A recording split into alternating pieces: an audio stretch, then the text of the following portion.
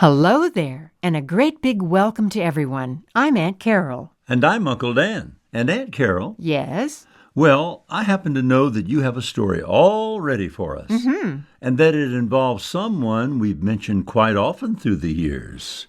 Abraham Lincoln. You're right, Uncle Dan. And more specifically, it involves Abraham Lincoln's wife, Mary Todd Lincoln. I see. However, my story isn't directly about either of the Lincolns, but about a very interesting lady who was Mrs. Lincoln's dressmaker. Her name was Elizabeth Keckley. And it might be hard to believe, but... But what? Come on now. You have to tell us. You've already started the sentence. Well, all right. Elizabeth, or Lizzie as she was known, started out life as a slave. No, really? Well, this should be fascinating. How did Elizabeth Keckley get all the way from slavery to, well, the White House? That, Uncle Dan, is just what I plan to let everyone know. I've taken most of this story from Elizabeth Keckley's own book on the topic, and I call it Mrs. Lincoln's Dressmaker. Elizabeth Keckley was born in 1818 of slave parents, automatically making little Lizzie a slave as well. Her mother, Agnes Hobbs, known as Aggie, was owned by Colonel Armistead Burwell, a Virginia planter. Aggie, one of 50 slaves owned by the Burwells, served in the main house, and when Lizzie was just 4 years old, she was assigned to care for the Burwells' new baby daughter. Now, Lizzie. Yes, ma'am. You will be watching over baby Elizabeth. Keep the flies away from her face. Yes, ma'am, I will. You are to be Elizabeth's little maid. Here, I'm going to put her in her cradle. There now. I want you to rock her, Lizzie. You're not to let her cry. I'm depending on you to do a good job, and I'm going to be checking on you to make sure you do. Little Lizzie took her job very seriously. A bit too seriously, perhaps, since she began to swing the cradle quite enthusiastically. Suddenly... Oh, no! The baby fell out! She's on the floor! Don't cry, baby, don't cry! Oh, what am I gonna do? I know! Maybe I can scoop her up with this here fool shovel. Lizzie, what are you doing? I'm so sorry. I'm so sorry. Put that shovel down and leave her alone this instant. Oh, shh, Boo-Boo baby. You shall be punished for this, you careless, heartless child, and I vow you shall not soon forget your lashing. Lizzie was indeed severely whipped for the accident, but in spite of this initial disaster, she continued as the child's maid. As time went by, she even helped lift a bit of her mother's heavy workload, which included making clothes, not only for the Burwell family, but for all 50 slaves as well. As for Lizzie's father, George Hobbs, since he was owned by another man, he was allowed to visit just twice a year, at Easter and Christmas. Eventually, Mr. Burwell arranged to let George live with Lizzie and her mother, an arrangement which was met with great happiness. Ah, Aggie, my love. I don't know which I like best, being home with you or with Lizzie. You're both so dear to my heart. Lizzie, look at you. How big you've grown. What a fine, fine girl you are. Sadly, this happy arrangement lasted but a short time, and the family was forever separated when George's master moved west, taking Lizzie's father with him.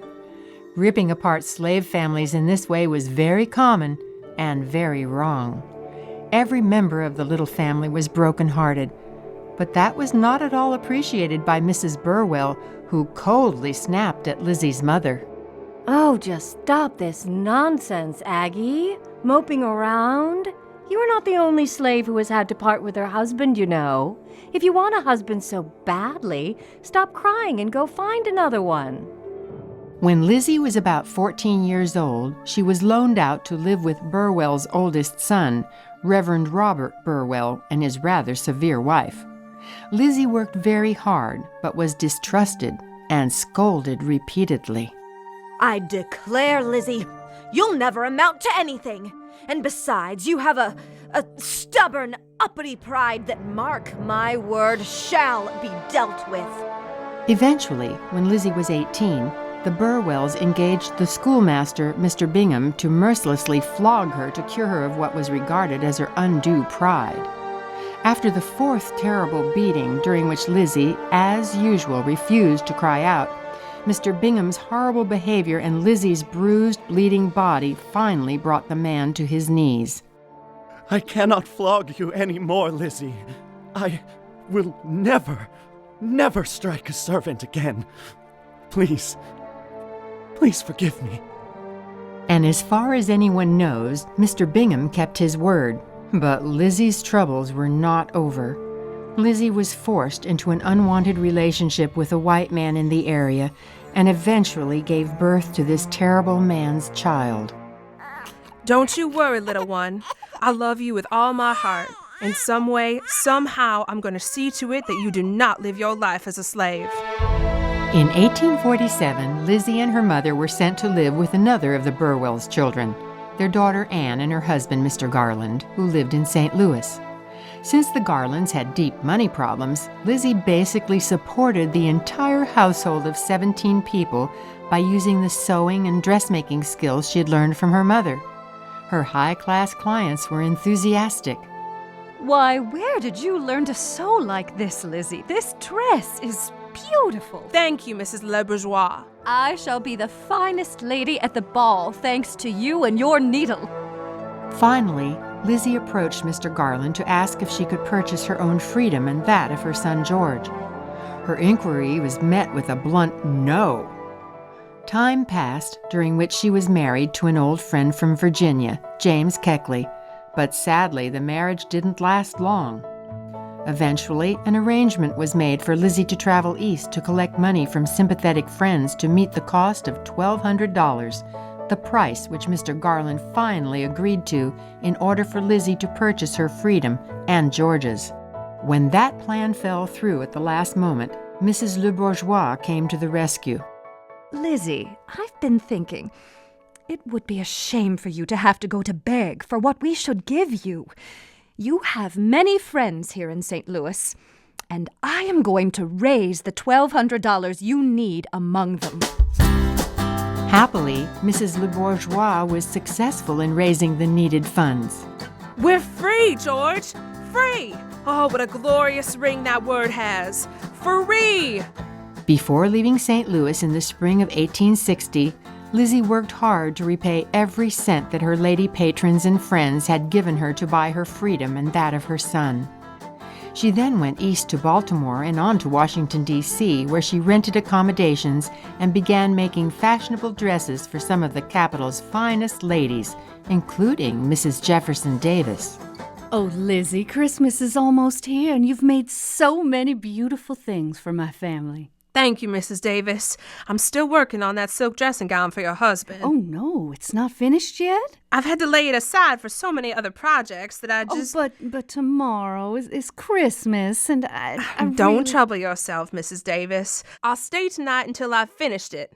I promise. Lizzie's needle flew as she labored over the robe for Mr. Davis, taking the very last stitches when the clock struck midnight on Christmas Eve. Over the next weeks, the war that was destined to break out between the North and the South was frequently discussed in the Davis household, often in Lizzie's presence. The sympathies of the Davises were, of course, with the South. Lizzie, you are so very handy that I should like to take you south with me. You know there's going to be a war. No, I hope not. Oh, yes, the Southern people will not submit to the demands of the abolitionists to end slavery. They will fight, and they will win. You'd better go south with me, Lizzie. I'll take good care of you. Besides, it will go badly for the colored people here in the North. Are you sure? Yes, and when we come back, the Southern people will choose Mr. Davis for their president. So it won't be long until I shall live in the White House. Lizzie was almost tempted to go south with Mrs. Davis, but believing that the people of the North would fight for the flag that they held in such high regard, she chose to stay in the North. After the Davises left, Lizzie was introduced to several prominent ladies, including the wife of General McLean, who was more than eager to have a dress made for a special occasion. I positively must have a new dress to dine at the Willards next Sunday. Here's the material I just purchased, and you must start on it right away. But Miss McLean, I've already too much work promised. I'm sorry, but it would be impossible for me to make this dress for you. Nothing is impossible, and I must have this dress. But really, now, don't say no one more time. Besides, I've heard you say that you'd like to work for the ladies of the White House. I know Mrs. Lincoln very well, and her husband has now been elected president. If you finish this dress for me by Sunday, I'll introduce you. To Mrs. Lincoln? Yes. Well then, Miss McLean, you shall have your dress. Lizzie stayed up sewing every night, barely finishing Mrs. McLean's dress on time. Soon thereafter, when Mrs. McLean was visiting Mary Lincoln, she learned that Mrs. Lincoln was in urgent need of a dress herself, since the one she had planned to wear to the inaugural reception had been spoiled by a spilled cup of coffee. Mrs. Lincoln asked Mrs. McLean's advice on whom she might engage to make a new dress for her. I can recommend Lizzie Keckley with great confidence, Mrs. Lincoln. And so Lizzie appeared at the White House at the scheduled time, only to discover 3 other dressmakers were also awaiting an interview with Mrs. Lincoln. She was the last to be called into Mrs. Lincoln's presence. Ah, Mrs. Keckley, tell me, who else have you worked for here in Washington, D.C.? Among others, Mrs. Lincoln, one of my best patrons has been Mrs. Senator Davis. Mrs. Davis, I see. Very good. Can you do my work? Yes, Mrs. Lincoln, I can. Will you have much work for me to do? That, Mrs. Keckley, will depend on your prices. We are just from the West, you know, and don't have much money. I'm sure we can come to an agreement, Mrs. Lincoln. Well, then we must get busy. The reception will be Tuesday night. Lizzie worked feverishly on Mrs. Lincoln's dress, and taking the last stitches on the very afternoon of the reception, she bundled up the dress and headed for the White House. When she was ushered upstairs, she found Mrs. Grimsley, Mary Lincoln's cousin, in the room with Mrs. Lincoln, who was in a terrible state of upset. Mrs. Keckley, you have disappointed me. Why do you bring my dress at this late hour? I've just finished it, Mrs. Lincoln. I thought it would be in time. But you are not in time. I have no time now to dress.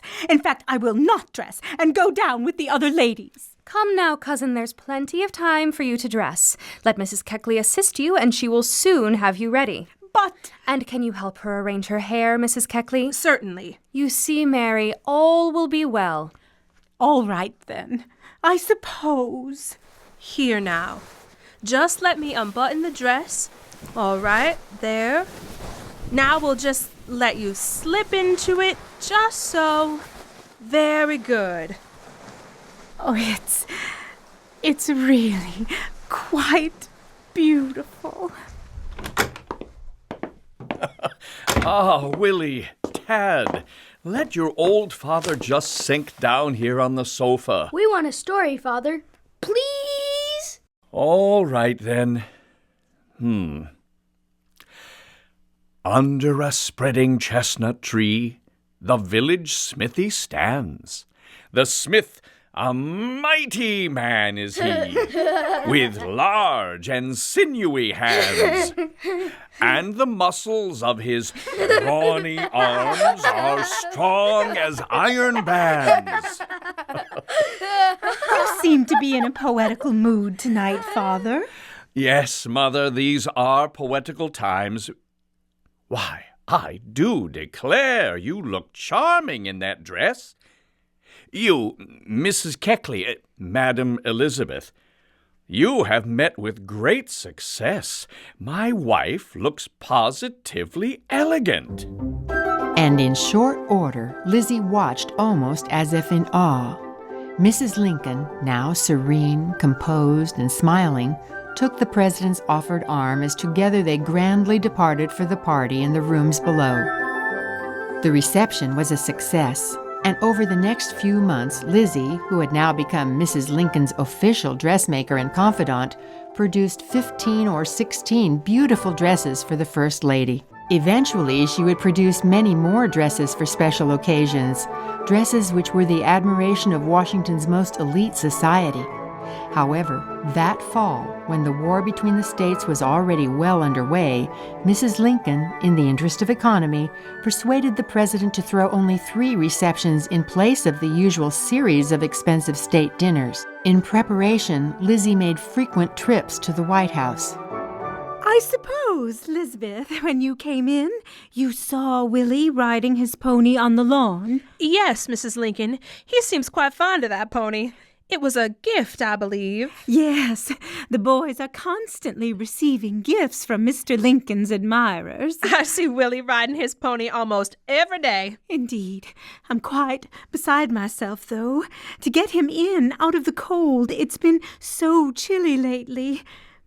He's such a sweet, gentle child. Why, you know, he spends much time here with me, reading, drawing on his sketch pad. Yes, I've often seen him here.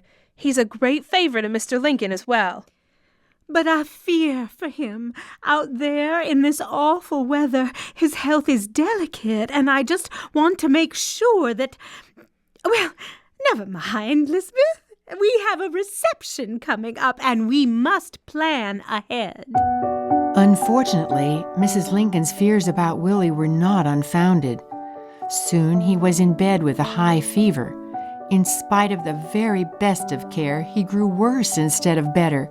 And as the date of the reception neared, Mrs. Lincoln thought the event should be postponed. A doctor was consulted who seemed positive that Willie was beginning to turn a corner towards recovery. So preparations continued. But the very evening of the reception, Willie suddenly took a turn for the worse. Both the president and Mrs. Lincoln were by his side. Oh, my dear, dear boy, how feverish you are. Your hand is so hot. Father, how can we leave him to go down? The guests are here, Mother, so we must. Lisbeth, please, will you stay with Willie? Yes, of course. Let me fix your hair and help you dress. Then I'll stay by his side while you're downstairs entertaining. Throughout the evening, the Lincolns broke away from the festivities to visit Willie, who was in the big bed in the guest room. The night passed slowly, and Lizzie watched as Willie grew worse. Sadly, after lingering only a few more days, Willie passed away on February 20th, 1862, from what was probably typhoid fever. Lizzie helped prepare his body for the funeral. Everyone in the White House, servants and all, were in mourning, and the Lincolns were beside themselves with grief. The president completely broke down. My poor boy. He was too good. Too good for this earth. God has called him home. Black crepe was hung everywhere, and Mary Lincoln's grief utterly overcame her. She was even unable to attend Willie's funeral, and for the next 2 years her days were in the continual shadow of sadness. Meanwhile, adding to the present's burdens, constant bad news about the war made life extremely difficult. Finally, in 1864, receptions at the White House were again resumed, and Mrs. Lincoln began to prepare for what she hoped would be a second term in office for her husband. Her worries, however, were not entirely about the needs of the country. Lisbeth, do you think Mr. Lincoln will be re-elected? Yes, he has now proven himself faithful to the best interests of the country. Your confidence gives me hope, because, Elizabeth, more is at stake than he knows. What do you mean? The people of society here in the East continually look at my wardrobe with a critical eye, and I have run up considerable debts. How much debt, Mrs. Lincoln? About $27,000. It's just that Mr. Lincoln's salary is not sufficient, and he happily looks upon my rich dresses, but he has no idea. Mr. Lincoln does not even suspect how much you owe? Oh, no. I don't ever want him to know. And if he is re-elected, I won't have to tell him. It's just that I value his happiness so much.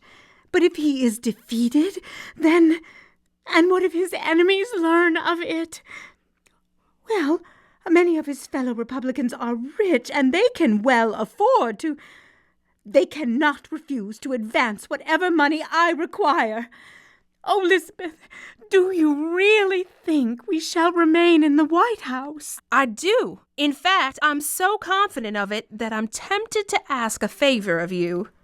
A favor? Yes. I would like... What is it? What can I do for you? You have been such a friend to me. Would it be possible for you to make a present to me of the glove that the president wears at the first public reception after his second inaugural? Of course. But you know it will be filthy from shaking so many hands. I'll be tempted to take it with tongs and toss it into the fireplace. Never mind about that. I shall cherish it as a precious memento of the man who did so much for my race when he issued the Emancipation Proclamation. He has been a savior to my people. Well, then, you shall have the glove, if, as we both hope, Mr. Lincoln continues as president. In fact, Abraham Lincoln was reelected. And just before the president and Mrs. Lincoln left for the inaugural reception, Lizzie congratulated him. He grasped her outstretched hand. I thank you, Madam Elizabeth. I don't know whether I should feel thankful or not, however. The position brings with it many trials. We do not know what we are destined to pass through, but God will be with us all. I put my trust in God. Happily, Lizzie did receive the glove, but little did she or anyone know that within a few days, even as the Civil War came to an end, Abraham Lincoln would be viciously struck down by an assassin's bullet.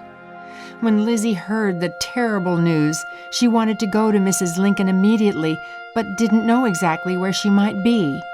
Meanwhile, in the midst of her shock, Mary Lincoln was pleading. Send for Elizabeth Keckley. I want her just as soon as she can be brought here. 3 messengers tried, but failed to find Lizzie. Finally, however...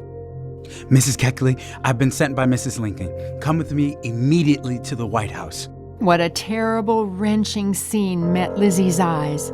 Mary Lincoln was prostrate with shock and grief. Before long, Robert, Lincoln's oldest son, and Tad, Willie's younger brother, joined Lizzie in their mother's room. No one can really imagine that sad scene, nor could anyone imagine the numbing grief that would wrap its dark fingers around millions of mourning Americans as news of the president's death reached across the nation. Even as the president's body was eventually sent west back to Springfield, Illinois, Lizzie and the Lincolns' 2 children were the only ones allowed entrance into Mary Lincoln's room.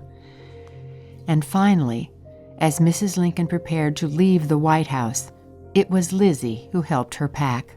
Oh, Elizabeth, we must give away all my husband's things. I cannot bear to see them. I cannot bear to be reminded of the past. And so Lizzie helped give Mr. Lincoln's things away to his most faithful admirers. And then, once the dozens of boxes were packed, Mary Lincoln, accompanied by Lizzie, left the White House, boarded a special train car, and traveled to Chicago, where Mrs. Lincoln resided for some time.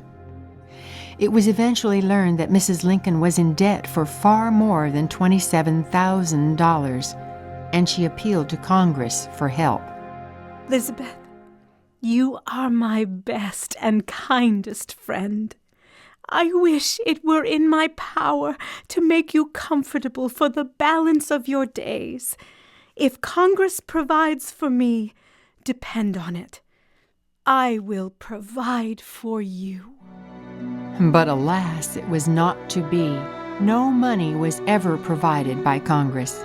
Mary Lincoln spent the rest of her days in various places, never really being relieved of the debt that hung over her head, even as she, with Lizzie's help, tried to sell her beautiful dresses for the money they might provide. Lizzie became a leader and champion among her own people for the charitable work which she carried on in their behalf, but sadly, in the end, she died in poverty in one of the very homes that she had helped provide for the homeless.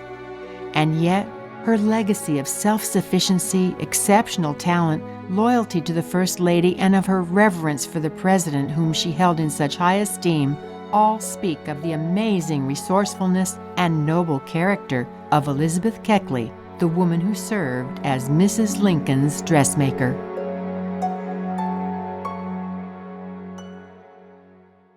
Well, well, Aunt Carol, what a story. Mary Lincoln certainly had much tragedy and sorrow in her life. I'm glad she had such a faithful friend as Elizabeth Keckley. Yes, however, when Elizabeth first published her book called Behind the Scenes in the Lincoln White House, Mrs. Lincoln was upset since Elizabeth quoted some of her private letters. I can understand that. Private is private. True, but Elizabeth actually tried to help people to see Mrs. Lincoln in a more favorable light. Mary Lincoln was much criticized after she left the White House, and Elizabeth, who was Mrs. Lincoln's friend, wanted people to understand her better. Fortunately, the friendship between the two women was eventually somewhat renewed. I'm glad to hear it. And now, Aunt Carol, speaking of friends, I hope that every friend who has just joined us for this story will pick another one from this album and settle back and have fun listening.